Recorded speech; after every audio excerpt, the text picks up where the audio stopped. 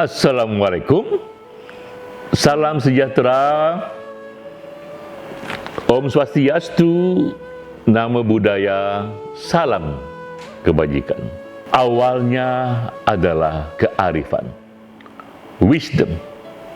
Lalu kearifan tersimpan dalam puisi. Ini serial kuliah pendek, Kultum, kuliah 7 menit. Kita menggali kearifan dari kutipan puisi. Kali ini kita menggali puisi dari Khalil Gibran. Ia penyair yang lahir di Lebanon, hidup di tahun 1883 hingga 1931. Ini puisi dari bukunya yang sangat terkenal sekali, The Prophet, Sang Nabi.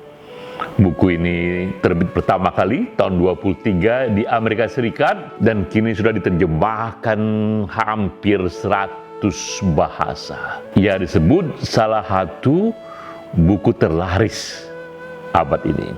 Satu kutipan yang terkenal adalah soal cinta.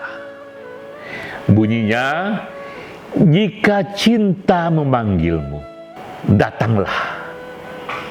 Walau pedang di balik sayapnya melukaimu. Cinta memangkasmu, bahkan menyalibmu, tapi demi pertumbuhanmu. Bukan main. Ini apa artinya ini? Ketika cinta memanggil, kita harus datang, walau pedang melukai, walau kita dipangkas, walau kita disalib. Tapi jika cinta yang memanggil, itu demi pertumbuhan kita. Apa makna ini? Nah, kita gali dulu Khalil Gibran. Ia memang hidup di Lebanon. Ia dalami peradaban di Lebanon, juga termasuk tradisi Kristen dan Islam. Namun ia pun hidup melanglang Eropa, Amerika. Di sana ia berjumpa berbagai filsafat barat. Gibran juga seorang pelukis. Di samping penyair, dia seorang pelukis juga, sehingga imajinasinya memang begitu jauh. Tapi selama hidupnya Gibran tidak menikah.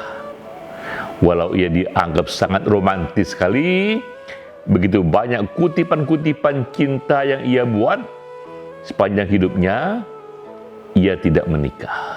Sehingga cinta dalam puisi Khalil Gibran pun tidak hanya kita tafsir, ini cinta erotik laki dan perempuan, tapi cinta di sini adalah gelora dari panggilan hidup. Ini passion, ini life calling, ini panggilan perjuangan.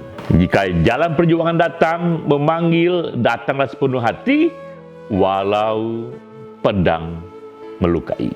Kita ingat simbol dari riwayat sebuah piala. Piala itu ketika dia sudah jadi piala, bukan main itu indahnya dan ia diperebutkan dalam berbagai kejuaraan. Tapi tahukah kita bagaimana proses piala itu datang? Bagaimana piala itu lahir? Ia berasal dari satu lempengan tembaga, jika itu piala tembaga. Dan tembaga itu luar biasa. Agar ia mudah dibentuk, ia dipanas-panaskan. Ia dipukul-pukul dengan martir, dengan palu. Kadang-kadang kembali ia disambung-sambung dengan las. Dia diamplas-amplas berkali-kali. Akhirnya ia didinginkan, dipanaskan kembali. Begitu menderita proses lempengan tembaga, sampai akhirnya ternyata ujungnya ia menjadi piala. Nah, itulah gambar secara simbolik betapa kadang-kadang hasil akhir yang begitu indah itu datang melalui satu proses yang penuh dengan penderitaan. Seperti tadi lempengan tembaga, dia harus melalui semua pemukulan, semua las dan pemanasan untuk mudah dibentuk, dan akhirnya ia pun dicitrakan dan dipuja sebagai hal yang diperebutkan dalam kejuaraan. Nah, begitulah kira-kira gambaran Gibran mengenai makna hidup. Bagi Gibran dan juga saya menyetujuinya, hidup yang bermakna bukanlah sekedar kumpulan dari pesta malam, atau ini kumpulan senja sore hari remaja di pinggir pantai, tapi sebuah panggilan hidup, panggilan perjuangan. Walau kadang seperti tadi yang Gibran katakan, dalam perjuangan itu di balik sayapnya ada pedang yang melukai kita. Kadang membuat kita ini bermakna, bukan karena ia penuh dengan kesenangannya. Kadang air mata, kadang penderitaan itu bermakna jika kita tahu ini kita kerjakan sepenuh hati, kita tahu bahwa ini passion kita. Itulah rahasia hidup yang bermakna, yang orang bilang hidup yang berjuang, tapi kita kerjakan sepenuh hati. Nah, inilah kearifan dari Khalil Gibran, bahwa dalam hidup kita buka mata, bahkan juga buka mata ketiga, mata batin, carilah panggilan hidup itu, carilah life calling itu, carilah perjuangan itu. Jika dia datang dan kita rasakan memang inilah jalan kita, ikuti saja.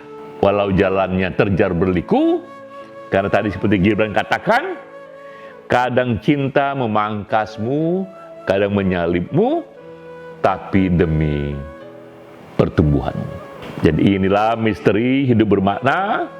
Tak penting duka atau derita, sejauh ada cinta di sana, ia membuat hidup kita terasa hidup yang berjuang. Sampai jumpa.